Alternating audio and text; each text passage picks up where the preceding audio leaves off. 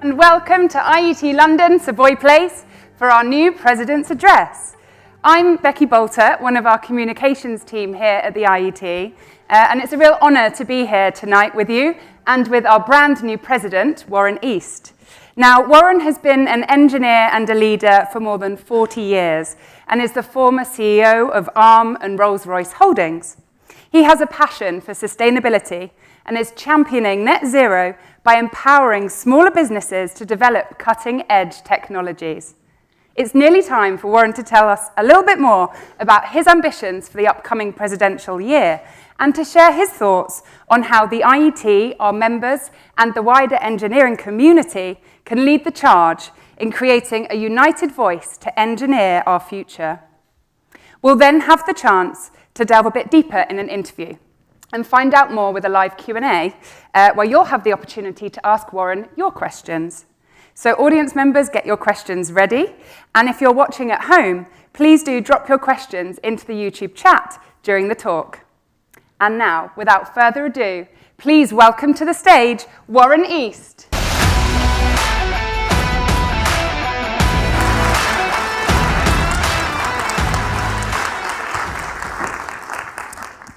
Thank you very much, and thank you too to everybody who's come along online to watch online. Out there in where we were gathering, having drinks, I met a number of past presidents, and they know what it feels like. Until I actually stood here about 15 seconds ago, I didn't really know exactly what it feels like. It does feel a bit daunting, actually, and I'm quite humbled, not only by the past presidents in the room, but by thinking about the other 130 or so past presidents that are not in the room.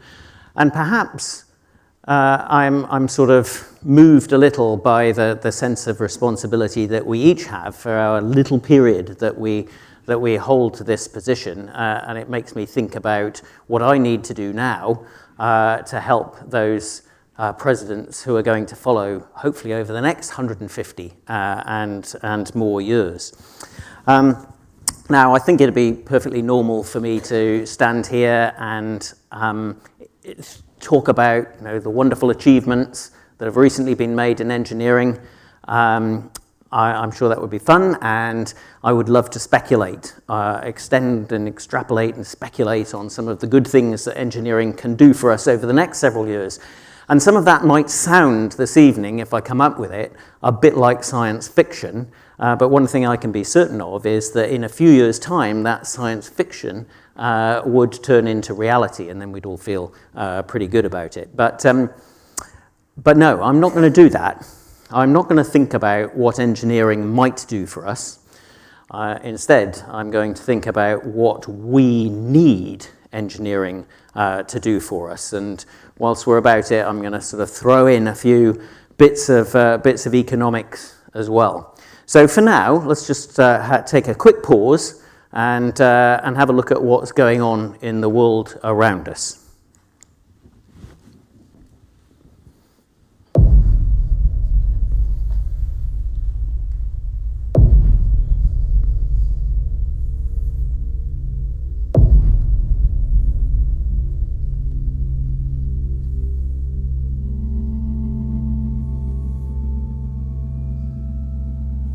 In today's rapidly changing landscape, the need for engineering has never been more critical.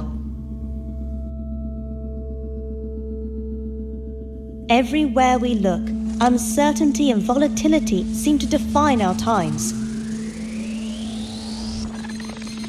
Computer systems across the world have gone down, with a widespread outage affecting many Microsoft users. The worst fire season ever recorded. The global stock market intensifies as the sell-off continues. The world faces conflicts of all kinds, some visible, others hidden beneath the surface. With nearly 8 billion of us on the planet, the consumption of resources has reached staggering levels. If we're not careful, it's not the planet that will wear out. It's us. The Earth, resilient and enduring, is nature's greatest engineer. and the planet will live on. But the question is, will humanity? Why do we care? Because the future of humanity is at stake. We are committed to building a sustainable tomorrow, a better future for all people. As engineers, we understand systems and cycles. We recognize the urgency of acting before it's too late. This is why we are dedicated to engineering a better world.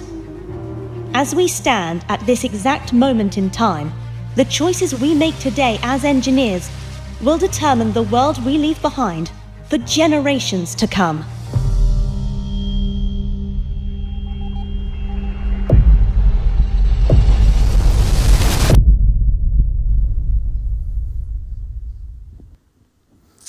There, so that's what's going on in the world. Let's come back to the present. So during the time I've spent working in the engineering world, I don't think I've ever felt that the world needs the engineering profession as much as it did today.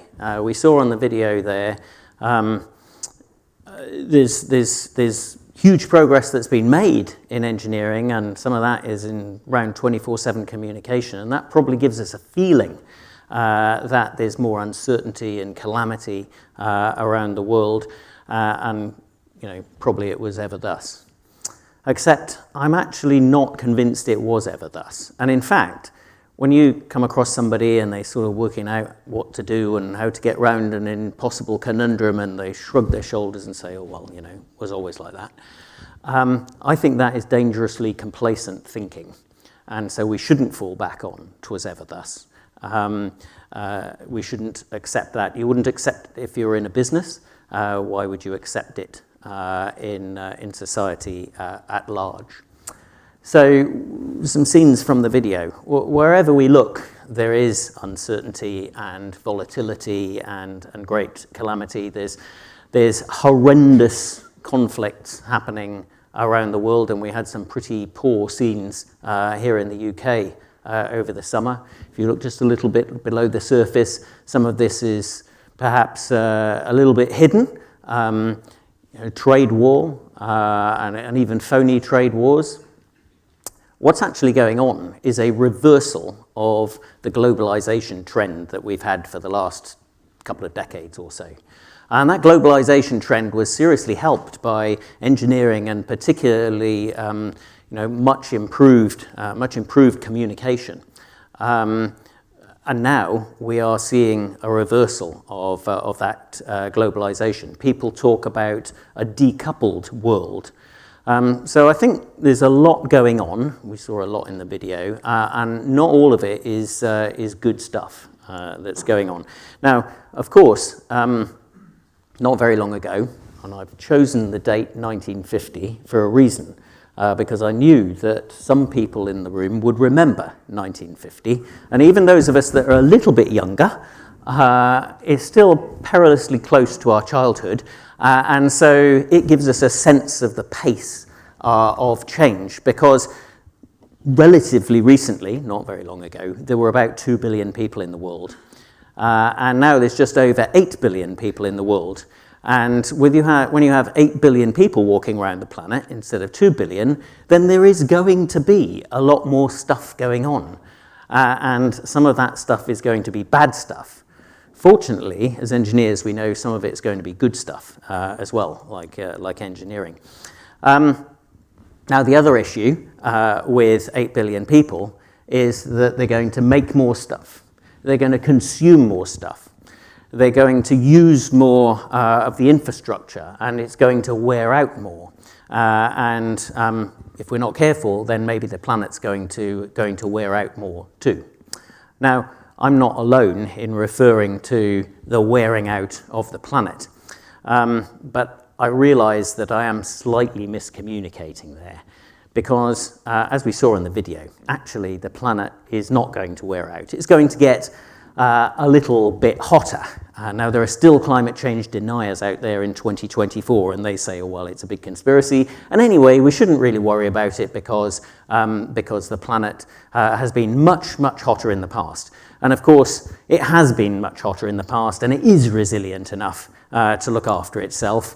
But the reality is that a few millennia after the end of humanity, the world might look like this, and it's not really a very habitable place for human beings.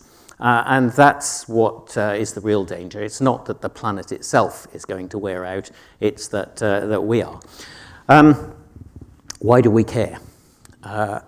And why should we at the IET care? And what do we mean when we talk about engineering a better world? Well, what I mean is creating a better world for people like this. This is a picture of my daughter in the middle with her husband and young son. And I care about having a better world for them.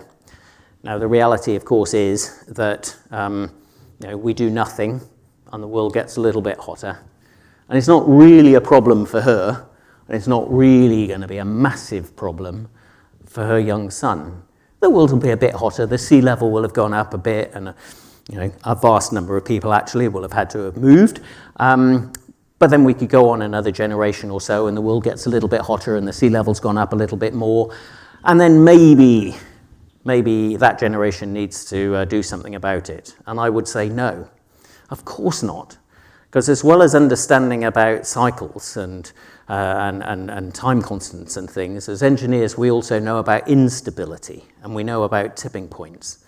And that's why we talk about engineering a better world now, so that we are acting before it becomes too late. Now, I said I'd talk about economics. Of course, engineering that better world is going to cost. And what are the implications of that?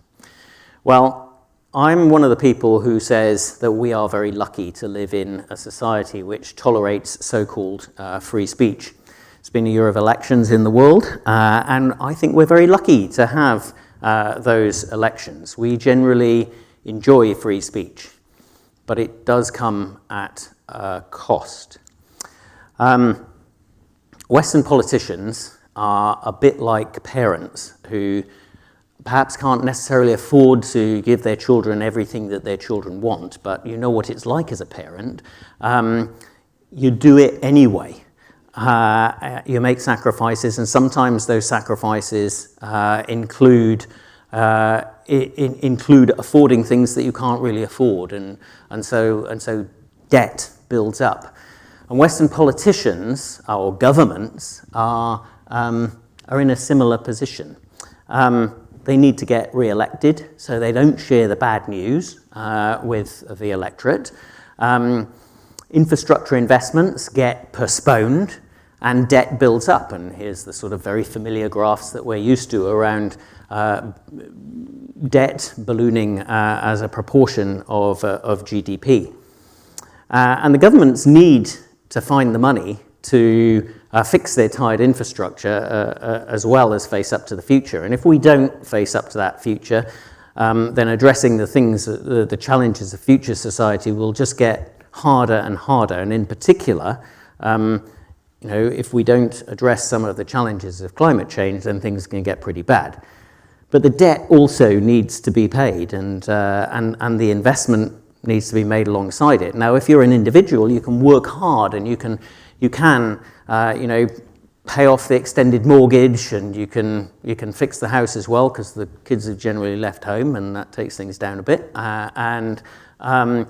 Unfortunately, governments don't have that luxury, because they have to get elected again and again and again. And so that's why we have the new government here in the UK talking about difficult choices. And I actually feel for our political leaders, no matter what colour they are, no matter what party they're from, because this is a very, very challenging conundrum that they face. Our political leaders are sat on top of a pile of debt that isn't, in spite of all the mudslinging that they do amongst themselves, it isn't about the last lot or the lot before them. It's decades of living beyond our means as society. Now, the money has to come from somewhere. So how can it happen? And so in that case, I'd like to talk a bit about business. Here's a model of how business plays an essential role in our society.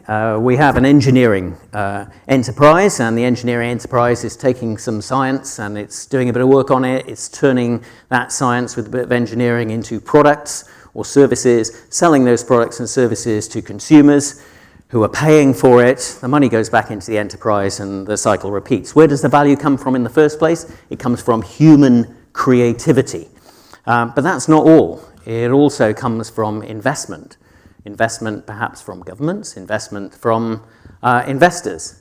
The good news is that if this business does its job properly, then it delivers more value to the consumer at the end than the consumer is sort of able to pay. So the consumer can buy the stuff and hopefully if the business does its job really properly, then it costs them less to make the products and services than they get in return from the consumers. And then they can make a profit, and then they can channel some of that profit into government and into return for the investors. The investors can carry on investing in other things, and the cycle repeats. Government can invest in more science, but importantly, both government and investors can do things that make our society better. And that's how engineering businesses make the world better. However, I think the short-term challenge is that this is just a model, and it's actually a bit broken. Because what's missing is risk and return, the link between risk and return. And those investors have a certain risk-return profile that they're looking for, and they want to get that return over a certain period of time, and then there's the absolute quantum of investment required compared with the absolute levels of return. And for lots of the interesting technologies that are associated with things like mitigating the impact of climate change or dealing with the energy transition, then those risk-return timing quantum things are in the wrong place for the investors. And so actually it's a fine model in theory, but it's a little bit broken in practice around what I would call the investment gap. Now, the good news is it's not broken everywhere. So here we have a solar farm, and the good news is that, you know, we all know solar panels have come down in cost by several orders of magnitude over the last several decades, and that means we can now invest in massive solar farms, we can invest in wind farms because these projects have come down into the lower risk category, so money is available to invest in these things. Whether the infrastructure is there to take the power that's generated is, you know, another topic that we won't necessarily discuss now. But it's not, the model isn't broken everywhere, and that's good. And so we can decarbonise our grid by 2030 in the UK, and then the job is done. Except, of course, even if it wasn't for the infrastructure, the job wouldn't be done because we have to worry about the other 80% of our energy needs. And back to the business model, I know the IET and other organisations that are very similar have done lots of surveys and created lots of policy documents. And if you abstract up a level from all that, then what they talk about is, you know, the reasons behind the fact that we have factories like this, because we need to fix productivity, we need to fix skills. And perhaps that's especially true in the UK, but I don't think it's just in the UK. Most of us know this very well. It's like saying, I've got a broken down car, the engine's broken, oh, and by the way, I haven't got any fuel in the tank either. But it's all right, I'll just fix the engine, put some fuel in the tank, and away we go. But of course, in the world that I'm talking about, where the engine and the fuel are skills and productivity, then we know it doesn't work because the model's broken. We've got that investment gap. So in the car metaphor, it's a bit like saying the brakes have seized as well. So we fix the problems that are in front of us, but the thing still doesn't go. And therefore, I would say, you know, that's why we need a bit of re-engineering. So To stop all the factories looking like the one we had in the last picture, I do think the engineering community has an important role to play in this. So I'm going to step back for a moment now. I said we weren't going to do any sci-fi. We're not going to do too much sci-fi, but we're going to have a look at a few of the sort of axes of progress in technology. I have a couple of wafers at home. The wafer on the bottom is a wafer from the mid-1980s, a microprocessor that I worked on in the mid-1980s, and each one of the chips on that 4-inch wafer has about 8,000 transistors. Move forward a few years to a bit over 10 years ago when I left ARM. The big wafer is a wafer from Samsung. It's got a bunch of ARM chips on it. The chips are about the same size, maybe a little bit bigger, but they've got 2.3 billion transistors on chip. I'm on the board of ASML, the lithography company that sits behind a lot of that advance in the semiconductor sector. And we had a board meeting and a technology committee meeting last week, and we were talking about another 20 years of Moore's Law roadmap. And sometime in that 20 years, I have no doubt that we'll be crashing through the trillion transistors on a chip barrier. So it's a very visual example, and anyone who comes to my house can see these wafers on the wall and marvel at how the semiconductor industry has advanced technology. Now, it's all very well. We expect that sort of thing in the semiconductor industry, but where else? Well, health is another big societal challenge, and health is very unfair, because you can have some really great therapies that exist today. This is a company near Cambridge, where I live, and it's a spin-out company, and it is pursuing cell therapy. And cell therapy is fantastic in terms of outcomes for helping people with diseases that would otherwise be mortal diseases. And so it really is life-changing therapy, but the cost is absolutely phenomenal. And so this spin-out company near Cambridge, it's called Cellular Origins. What are they doing? They are applying engineering in the same way that ASML applied engineering to drive the semiconductor industry forward and effectively democratize consumer electronics. And they're doing that in the cell therapy space, effectively democratizing cell therapy, making it available for the hundreds of thousands and therefore saving tens, maybe even hundreds of thousands of lives, instead of making it available for just a few. So engineering really can make a positive impact on society like that. I stole the picture here. Here we're moving on to solar. I stole the picture here as concept stolen from Adair Turner, who presented and showed us the picture of the 250-watt solar panel on sale at a supermarket. This is, at the entrance of the supermarkets, you walk in, they're selling plastic dining tables or, plastic garden furniture. Instead, they're selling solar panels that you can get for 99 euros. The falling cost of solar has democratized solar power. Now, all of these examples have a theme. And the theme is, as well as engineering changing the world, how is engineering changing the world? It's about the economics. The cost is really important. Good engineering has to make economic sense. And if it makes enough economic sense, then you really can change the world. So I think our role to play is not to wring our hands and complain that the investment community is not interested when we have these wonderful, wacky ideas and nobody wants to invest in them. No, we have to listen to the investment community, understand the position, and get engineers and investors speaking the same language. That's what I mean by fixing the non-engineering bits. It won't just happen on its own. Governments clearly have a role to play. Look at the Investment Reduction Act in the US, transformed the investment landscape for technologies, particularly around energy transition and climate change.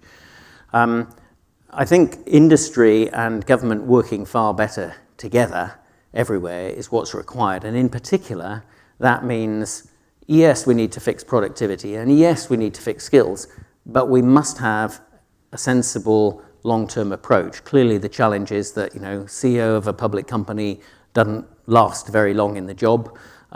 Board directors don't last very long in the job. And certainly governments don't last very long in the job, and government ministers. We need a time horizon that is much larger and spans both of those. Now, in the engineering community, we have vehicles to communicate this. The Royal Academy of Engineering, through the National Engineering Policy Centre, does some great work and is a voice, and the IET has been a great contributor to that. And the IET, I'm sure, will continue to play its part. It's necessary, but not sufficient, though. I could argue that the government in the UK, for instance, has been hearing things, but perhaps not really listening. And then I say, well, is that their fault? If we were designing a communication system, then actually the transmitter worries about whether the message has been received properly at the receiver. There's things like layers of models or a 7-layer model, and there's error correction as well, and there's checking that the message has been correctly received at the receiver. Do we do that when we communicate with government as an engineering profession? I think we can do a much better job. Policy documents that say we've got a skills shortage are all very well and good, but what do we actually want the government to do about that? How do we really want the government to oil the wheels to help us fix things like productivity, skills, and an investment gap? Could just use something like a megaphone, shout a bit louder. It might be a good idea. Probably not the best idea. Perhaps we should be a bit more creative. Instead of a megaphone, imagine you're stuck in a foreign country somewhere, nobody understands you, you don't speak the language. Do you just shout louder in your own language? Or do you use Google Translate? Tools are available to help with that communication and make sure that we do a better job of communicating when we as a community deliver messages to government. So, how can we improve? Well, first of all, from an IET perspective, we need to make sure the IET is fit for the future. And by the way, there are a bunch of other PEIs out there as well, and we're all in a sort of similar position. Briefly, we need to be sustainable as businesses, these professional engineering institutions.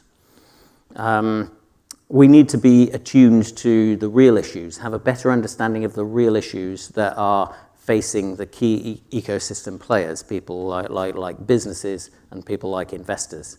And we have to be more flexible with a mindset of change. And then we need to be much more ambitious. When we talk about goals for our membership numbers, for instance, why are we talking in increments when we should be talking in multiples? Being fit for the future, though, doesn't just mean stepping back and saying we want to raise our ambition levels and making sure that they're sufficiently bold. Now, here's an interesting character. I want you to meet Antoine. Antoine is a 20th century aviator. And like lots of aviators in the early 20th century, he had tons of ambition. And he was very bold indeed. But most of us have never heard of him. Unless you go skiing in the French Alps, the airport at Lyon is named after him. And most of us, though, do know Antoine de Saint-Exupéry because we know him for the well-known saying that a goal without a plan is just a wish. So it's all very well for us to have an ambition, but let's remember Antoine as we go about it. Sustainability as a business for us as the IET is a vital enabler. And Ed and the executive team have been doing a fantastic job of change at the IET. They're continuing to do a fantastic job of change at the IET. But brilliant as the roughly 600 people who work for the IET are, the IET would be nothing without the volunteers that we have. And as an incoming president, I can now say with a little experience that however grand my thoughts and ambitions are for the IET, that I have to remember Antoine. The plan has to work, and that means it has to work for the volunteers, and the volunteers have to work with the IET internally. And so it's a joint effort to create a plan for business, engineering, and society. But there is a great opportunity to do this. If I look around the world at the moment, significant numbers of engineers are retiring. That's because they're all baby boomers like me, and we're all reaching a certain age. But engineering companies, we know, what's the one thing they say that they're short of? They're short of people to come and work for them. So we know that the profession needs a whole new young workforce, and that's an opportunity for us as an IET to be relevant for them, relevant for their careers. And if we're going to be relevant for their careers, we need to be relevant for the businesses for whom they work, and make sure that we matter for those businesses, and in turn probably for their financial stakeholders. So I think I've gone on reasonably long enough. I'll just summarise. The world needs the engineering profession more than it has done for a very long time. I think business is the vehicle that translates engineering into real benefit for society, but the economic model isn't quite working at the moment. We have an investment gap. So priorities for the IET are very, very simple. We have to be sustainable as a business, and sustainable as a business fit for the future. We have to have more focus on what the IET should be doing for business, not just for the members and other stakeholders, but for business as a stakeholder group, business/industry, whatever you want to call it. And there's no point in wasting resource and effort. The IET needs to do this in conjunction with other players in the ecosystem, not working alone. So with that, I think I've gone on long enough, and I'm going to hand back to Becky. Thank you very much. Thanks very much.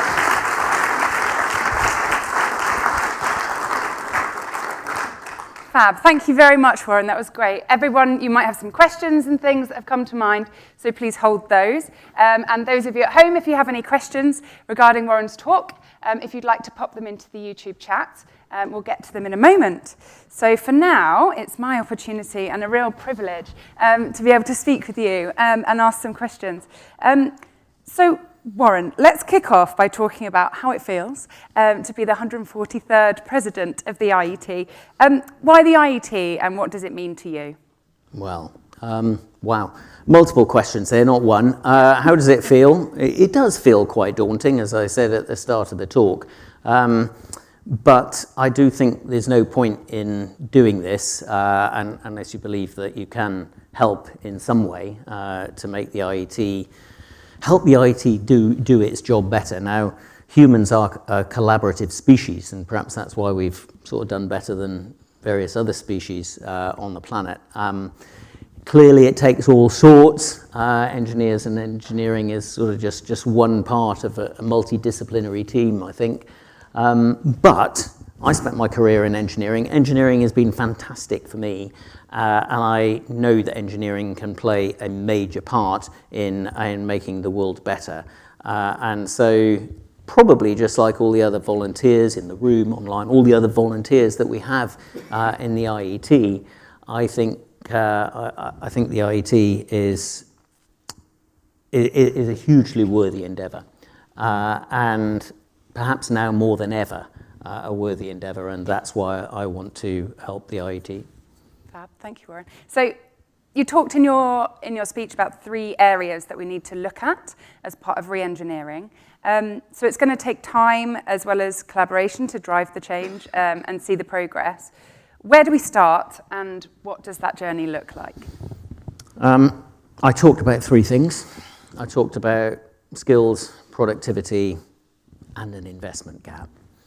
And all of these things have to do with business. And I talked about business being the vehicle for engineering to deliver scientific benefit to society. So I think it's very simple. It starts, the IET of 2025 and the IET of the future for a while, we need to have a bit more of a focus on business and what we need to do for the needs of business going forwards. Fab. And you've said that in your 40 years of engineering experience, the world has never needed the engineering profession as much as it does today. So just to take a moment and go back, what was it that first inspired you to become an engineer? Yeah, I wanted to be a barrister. And after I stopped wanting to be a barrister, I wanted to be a doctor. But my parents were both science-oriented, and they sort of inculcated me with a fascination, curiosity, I suppose, about science. And then we had a seminal moment was when we had a careers visit from an engineering company, and they did a fantastic job at the careers day, and they started explaining to us about the role of business and engineering businesses and the role of business in science. And that got me thinking that, do I really want to be a doctor or a barrister? I quite enjoyed maths at the time, and I was still hard over on the science bit, so I thought this is great. This is exactly what I've just been talking about. This is the vehicle for delivering science into the world. We, of course, need to inspire the next generation. So how do you think we can best achieve that? Well, I mean, a whole lot of things. I was, as I say, incredibly lucky. My parents kicked it off by getting me very interested in science and nature. And, you know, not everybody's parents are like that. I ended up marrying an engineer, and it turns out her childhood was a bit similar as well. And so when a chap who used to work for me at ARM decided to start the Cambridge Science Centre, and he came along and asked for some money, then we supported him, and we still do. And the Cambridge Science Centre, I think, does a great job. This is how we ought to be inspiring those people, because they do the sort of demos and hands-on demos, and they get the young excited by science. They range from age 3 to age 18 or A-level. And instead of just being a science centre like a science museum or something like that, they put all the demos in the back of a lorry, and they go out into the community, and they go out into the schools that can't afford to have proper science teachers, and they go out into the schools in the holidays and at the weekends, and amongst other things work with the parents as well.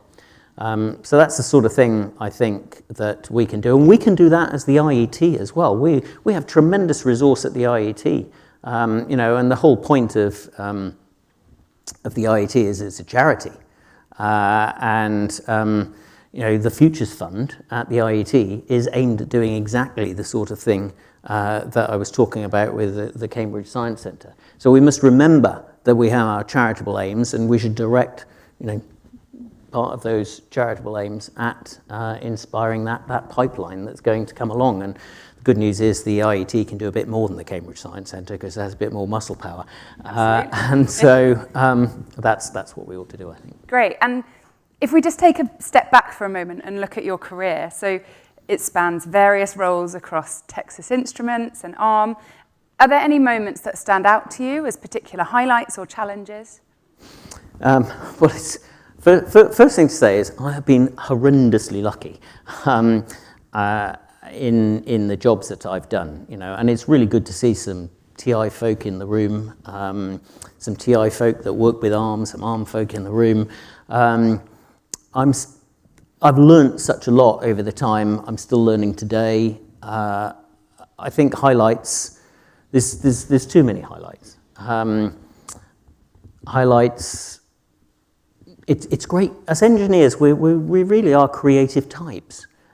We just don't paint pictures and write books. We do other forms of creating things.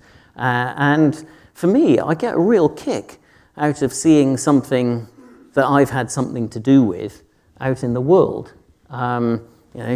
Early days at TI, I worked on an analog phone, did some hardware, did some software, and then seeing that out in the world and deployed in people's houses and businesses and whatnot, that was a real feeling of satisfaction.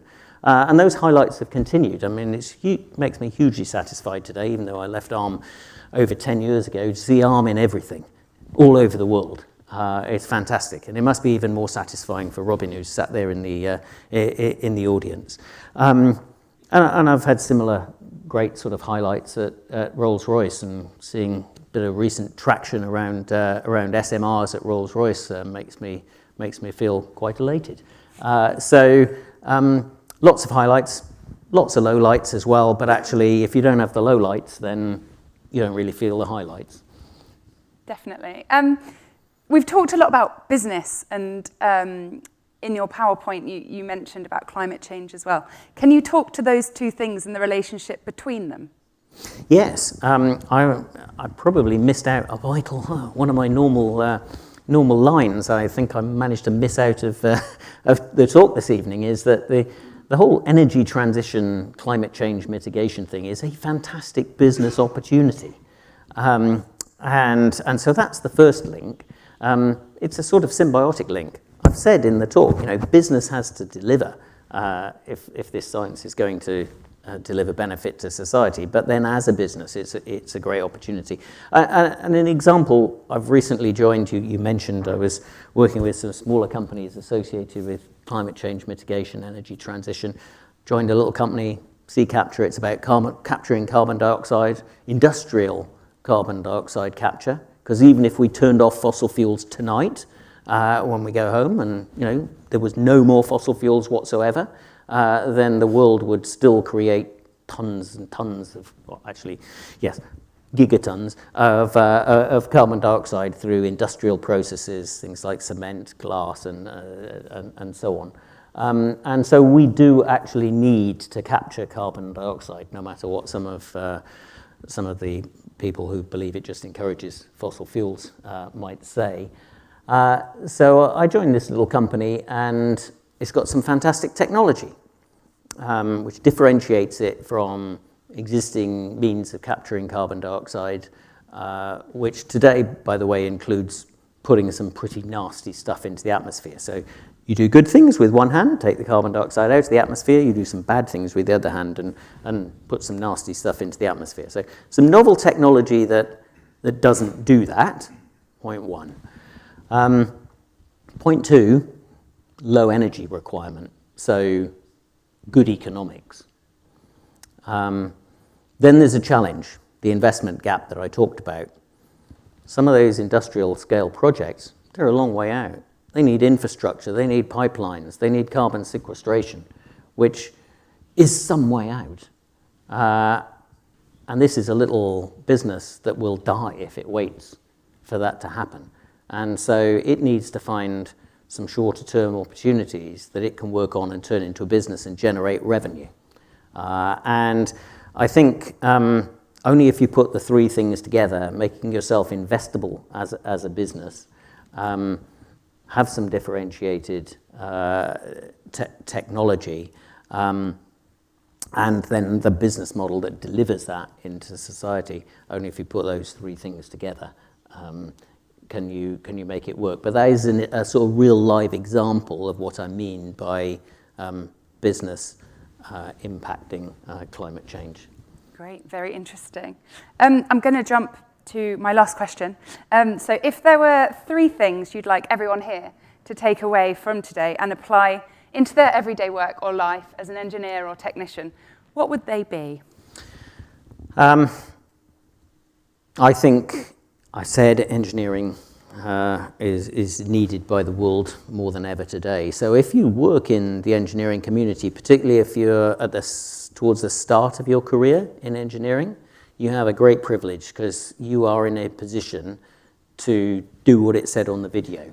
and make some decisions and choices that influence what the world's going to look like for future generations. That is a tremendous privilege, and for me, if I was 25 again, I would just love it, because I'd love to do it all again in that environment. So it's a privilege. Privilege comes with responsibility. That's point one. Point two, business is the delivery vehicle for delivering science through engineering into society. And the third thing is that we are here at the IET. So I would say go home and tell your friends about the IET. Tell your friends all the wonderful things that the IET does, and help the IET in its objectives to do a better job. Help the IET be better tomorrow than it is today, and even better next week. Thank you. Thanks very much, Warren. That's great.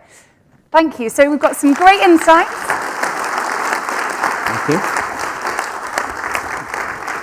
And now I think it's time for our Q&A. It's time to have some questions from the audience, and we've had some coming through online. So if you'd like to raise your hand or capture the attention of one of my colleagues in the audience, I'll start with one of the questions online, and then we'll come to somebody in the room. So Warren, what inspiration or learning can professional engineering bodies like the IET take from the world of business to help them engineer a better world? Well, a big chunk of what I talked about was the fact that it's nuts and bolts. You need to be sustainable as a business. We're a charity, and we're in a sort of fairly luxurious position. We don't have lots of shareholders chasing us, but we do have to be sustainable as a business so that we can afford to invest in the things that are required to go off and often inspire. So that's lesson one from business. Lesson two from business is don't give up. I did have some low lights. Staring insolvency in the face 6 to 8 weeks away when I was running Rolls-Royce in the middle of COVID. That was a bit of a low light, but we didn't give up. And so don't give up would be the other lesson from business. And then the third one is it's all about the people. And I mentioned the volunteers. So my other lesson for the IET is we have 600 people roughly who actually work for the IET, but we need the volunteers to actually do the work. And so we must remember the volunteers as the stakeholder group and really get to them. Fab. Great. Have we got some questions in the audience here? Yeah? Thank you for a very inspirational speech, Warren. Andy Sellers from Silicon Catalyst. So I reflected some of the comments you made are about the timescales. Timescales get new technology to market, and the timescales for climate change.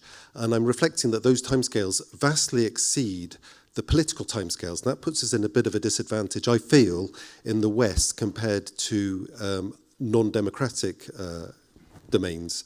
For example, the Chinese actually set a price point for solar panels which disadvantaged the West. We had 5 solar panel companies in the UK that went out of business overnight because the Chinese were able to play this very long-term strategic positioning.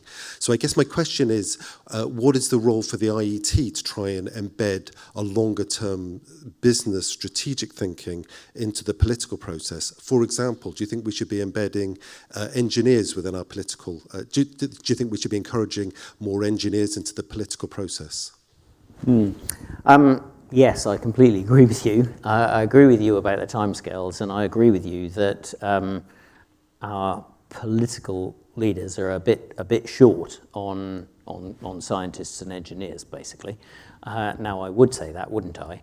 I also said in the talk, when I talked about communication, that as a transmitter, you're kind of responsible. And I think as engineers, it's all very well for us to sort of wring our hands and say, well, the timescales don't work and we need the politicians to do a better job of understanding the timescales, but we need to understand their pressures. And so we need to try and find solutions. And I mentioned when I talked about the sea capture example that that business would not have a future if it just pursued its goal, which is a fantastic goal about industrial scale carbon capture. But nobody is going to invest in that business for industrial scale carbon capture because there's no guarantee of when that infrastructure is going to be available.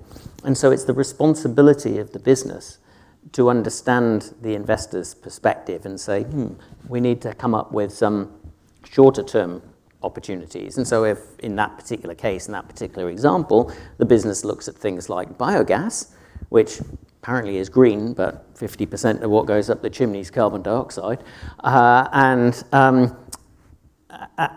say, actually, we can do a good job for the environment and capture that carbon dioxide, and we can generate revenue and profit in the short term so that we have a different prospect for our investors. And I think those are some of the sorts of things we need to do. Government has a massive challenge, as I said, in terms of debt. So how can we as businesses, and we as an engineering profession, generate profitable activity that delivers tax that our employees pay, tax that our businesses pay, to help the government with that debt burden so that they can afford to invest in things like infrastructure.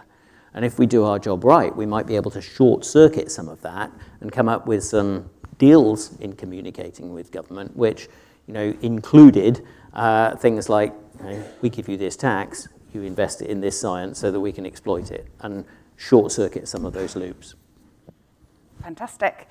We've got another one here that says, we depend on cheap, abundant energy, and arguably money is a promise of future energy. Oil depletion is moving alarmingly quicker than oil substitution. Can we come to terms with resource limits? I think it's very difficult to come to terms with the resource limits. If I just look at energy requirements, and I mentioned that you decarbonize the grid and you've still got 80% of the world's energy consumption that you need to decarbonize. And if I look at some of the electrical demands, in the last few years, people who've been talking about and bang on about AI for decades have had a bit of a day in the sun. And surprise, surprise, the data centers need a lot more energy. And you can't have both AI and not power the data centers. So an example of where the demand for energy is not going to go away. But the reality is that we do have good forms of non-fossil fuel-based energy. We do need to invest in things like nuclear. We do need to accelerate on some of the renewables activity, and we need to look at the Achilles heel of the renewables activity, which is storage, and in particular in these sorts of latitudes, seasonal storage, and say, that's a business opportunity for the energy transition. And let's invest in things like storage. Great, thank you, Warren. Have we got any more questions from the audience? I'll take another one. Yes. So Peter Bomfield, University of Westminster. You mentioned those companies you worked for, but you actually ran at least two of them. Global companies, huge engineering companies. You said you had horrendously good luck.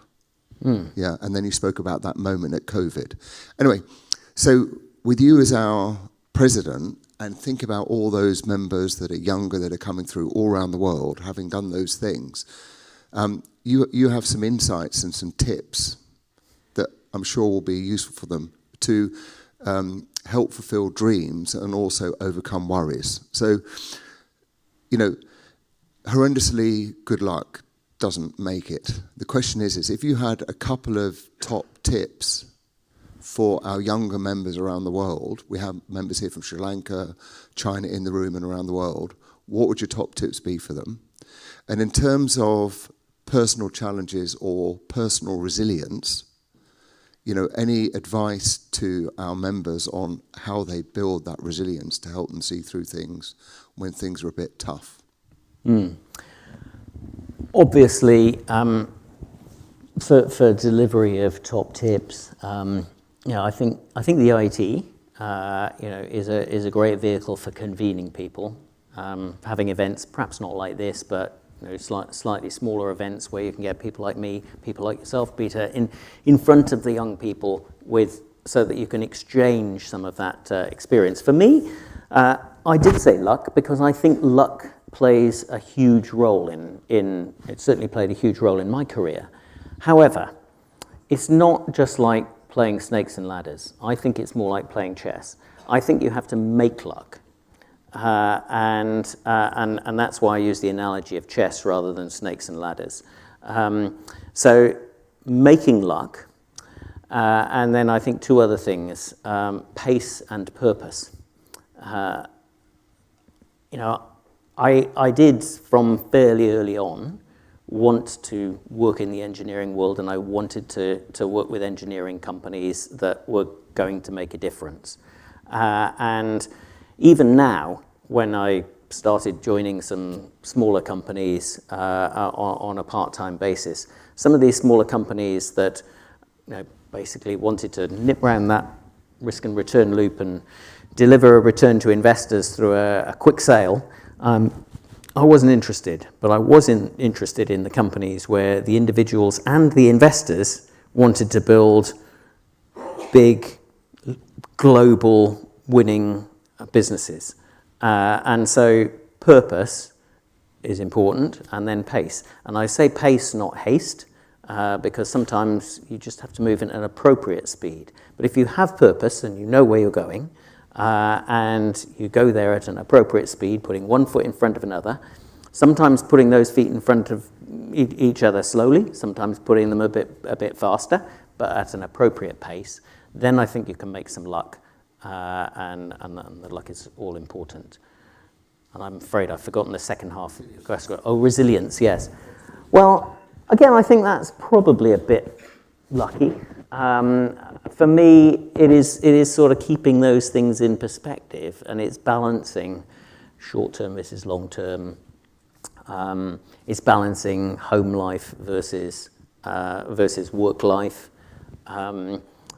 It's trying a bit harder to, particularly on that last one about home life. It would have been very easy in my job to stay away a bit too much at weekends and that sort of thing when on the other side of the world. But instead I hopped back on the planes and then got back at 5 o'clock in the morning at Heathrow and then hopped in the car and took the kids to school on Saturday morning and got on the touchline in the afternoon. You just have to do things to keep your feet on the ground, and you get a bit tired, but actually you get a huge amount of energy from doing all those things in balance.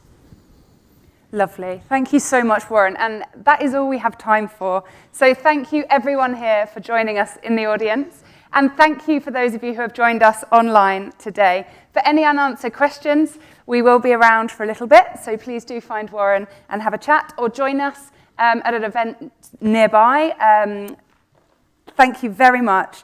And have a good evening, everybody. Warren East. Thank you.